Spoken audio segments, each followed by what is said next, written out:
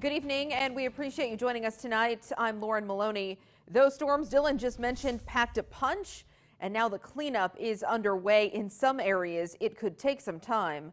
We have team coverage tonight. We begin with Local 22's Mike Hoey, who is in Middlebury.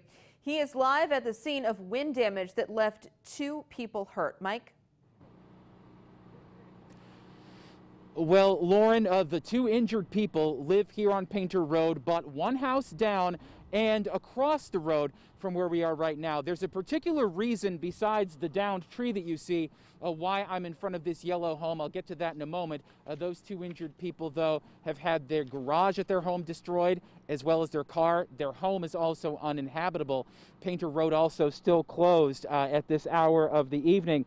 Now, the damage has left several homes here on Painter Road without power. The yellow home I'm in front of being one of them. Green Mountain Power working as hard as they can to get electricity back to everyone. Now, a man living in the yellow house tells me that once the heavy winds picked up a few minutes before 2 o'clock, it was all over in about 30 seconds. He also told me someone else in the house picked up on just what was happening before he did.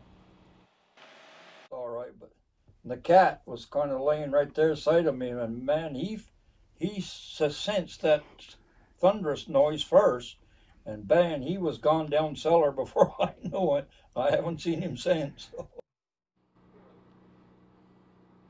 Yeah, not sure if his cat has appeared from the cellar just yet.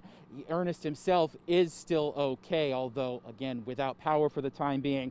Now, crews from the National Weather Service were here a little while ago to look into whether or not it was a tornado that blew through here or just straight line winds. Not sure about that yet, but I'll have complete coverage in our late newscasts tonight at 10 and 11. Live in Middlebury, though, Mike Hoey, Local 22 News.